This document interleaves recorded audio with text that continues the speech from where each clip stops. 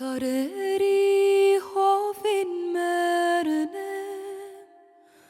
hovin mernem, hovin mernem. Imyari boy mernem. These parables allow us to see beyond the behavior and historic functioning of humanity down through the ages. Things that we have taken for granted or made sacred, assumed were real,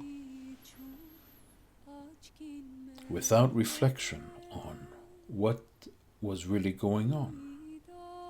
Gurdjieff called us to verify everything for yourselves, to use our mind, to use our awareness, our attention, to break out of herd mentality and accepted norms, so that we could begin to see from a higher place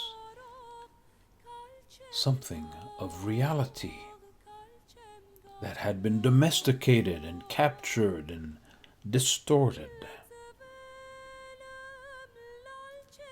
Here then is a famous parable that he liked to quote, which establishes metaphorically something of the human condition, of our condition in this world. Once there was a very rich magician who had a great many sheep, but at the same time this magician was very mean. He did not want to hire shepherds, nor did he want to erect a fence about the pasture where his sheep were grazing. The sheep consequently often wandered into the forest, fell into ravines, and so on, and above all they ran away, for they knew that the magician wanted their flesh and skins, and this they did not like. At last the magician found a remedy. He hypnotized his sheep and suggested to them, first of all, that they were immortal, and that no harm was being done to them when they were skinned, that on the contrary, it would be very good for them, and even pleasant. Secondly, he suggested that the magician was a good master who loved his flock so much that he was ready to do anything in the world for them. And in the third place, he suggested to them that if anything at all were going to happen to them, it was not going to happen just then, at any rate not that day, and therefore they had no need to think about it. Further, the magician suggested to his sheep that they were not sheep at all. To some of them he suggested that they were lions, to others that they were eagles, to others that they were men, and to others that they were magicians. And after this, all his cares and worries about the sheep came to an end. They never ran away again, but quietly awaited the time when the magician would require their flesh and their skins.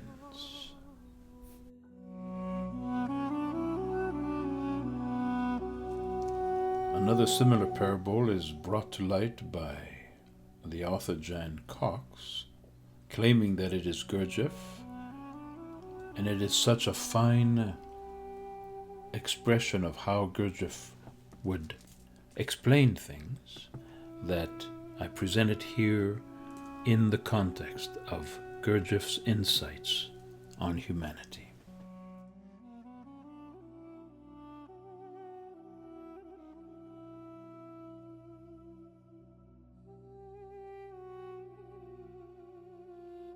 Once there was a colony of ants, a group that went about the proper business of being ants, nothing more and nothing less.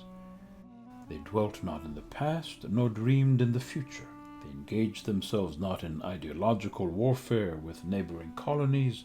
There were no discussions or debates regarding their individual duties. Everyone had their own position and responsibilities. Everyone had their place.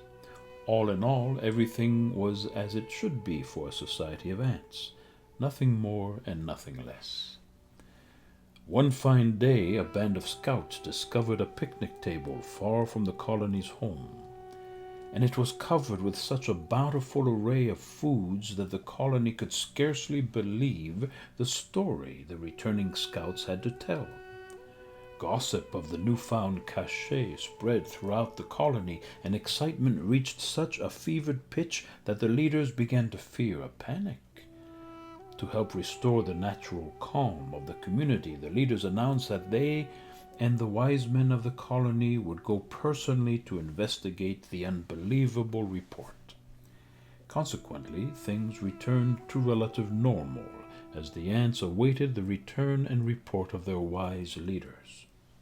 When the leaders and the wise men reached the picnic table, they too were astounded, as it was indeed a staggering sight to behold. Not only was there more food than they had ever seen before, but the quality and variety of the edibles transcended all ant knowledge and experience. After their initial delight in affirming the scouts' story, the wise leaders became concerned at the potential difficulty the colony as a whole would have in being suddenly confronted with the unexpected magnitude and diversity of the almost mystical discovery. They retired to the shade of a nearby tree and pondered the problem. Then one of the wise men had what was, for an ant, a most unusual idea.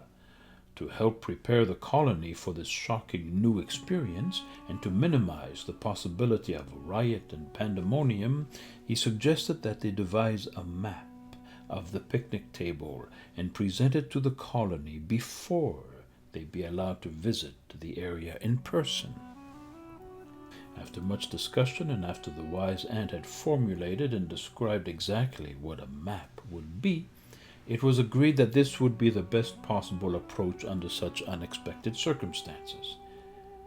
To stall for needed time, one of the scouts was sent back to the colony to report that the leaders would yet be gone a few more days, and when they returned they would bring most joyful and unexpected news. That done, the wise ant began the formidable task of constructing from scratch his notion of a map. He first had to devise a means of transferring his abstract idea of a map into physical reality.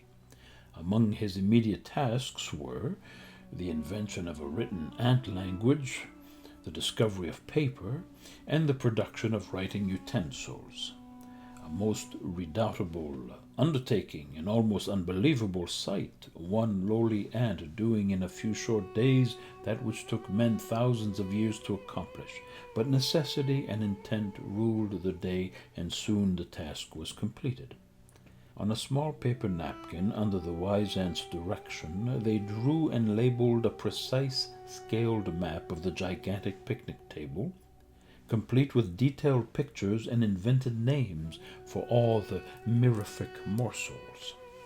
Indeed, the map was a work of art. It was beautifully drawn, carefully scaled, and laboriously colored. An ant masterpiece, without a doubt.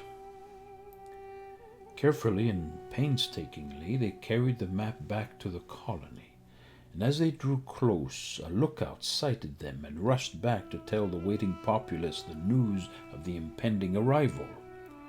There was unparalleled excitement in the colony as the ants anxiously awaited their returning leaders and the findings of their expedition. After the leaders had quieted the populace, they all gathered around the napkin map, and the wise one explained its purpose. He first interpreted for them the written language he had devised. He then defined what the scale of the map represented. He then led small groups around the napkin map as he attempted to explain its purpose and every detail. After all the ants had taken the tour and heard the wise one's exposition thereon, the leaders were satisfied that they had made the proper decision. But when night fell, they became less sure. As the leaders roamed about the colony, they found a rain of excitement. The ants had no idea of sleep that evening. They were gathered in large and small groups, engaged in furious discussion, but discussion not about the fabulous food discovery. No, they were all wildly talking about the map. The leaders gathered together with the wise one to consider this unexpected turn of events, and after staying up all night considering the problem, they called the colony together the next morning and attempted a further explanation of the map and what it represented. But the ants showed no interest in the food that the map represented. Instead, they were filled with questions about the map itself. Perplexed, the leaders withdrew once again to deliberate the matter, and after a time the wise one proposed a new plan. He reasoned that if a new enlarged map were made with greater detailing on a scale that more closely represented the picnic table itself, then the colony would more readily realize its purpose and intent and would be anxious to address themselves to the practical matter of journeying to the table and availing themselves of its offering. So again the leaders secluded themselves and set about the task at hand. They unfolded the original napkin so they could construct a new map, one that would be 4 times the size of its predecessor. They worked day and night and again produced a work of art. When the new enlarged map was presented to the colony, the ants were more excited than ever. What a sight to behold! Thousands of ants scurrying to and fro, stopping first here, then there, examining a drawing labeled a chocolate cake, and dreaming of what manner of exquisite delight this strange thing might be. Then one would stop and contemplate the area marked potato salad. What a pleasant ring to the very sound of it! There was much pushing and shoving as they scurried about, and there was great discussion concerning the possible nature of these mysterious cakes and salads. It was a non-stop holiday, running and looking and discussing and running. The leaders were almost beside themselves with bewilderment. The colony was ignoring its everyday duties and responsibilities, and the map, rather than proving to be an aid in their assault on the picnic table, had become an end unto itself. In one final desperate attempt, the wise one persuaded the leaders to send back to the picnic table for more napkins, which he pieced together into one gigantic map, rivaling, in fact, the actual size of the picnic table. It was the ultimate masterpiece, faithful in size, color, and detail to the table, and its reputed rewards. At its unveiling, the colony was in pandemonium. The ants were so infatuated with this colossal reproduction that it became impossible to get them off the map and on to their normal duties of securing food and building shelter. The ants simply adopted the gigantic napkin map as their new home. They lived, slept, made love, and died on the map. The ants developed stories and legends about particular areas and aspects of the map. Myths grew up around certain of the unexperienced substances depicted thereon. Ants here and there gained a reputation concerning their knowledge in certain of these areas. There were the chocolate cake experts, the potato salad guides, parsley gurus, and the high priests of chopped liver. Quite soon the whole colony fell into complete disarray.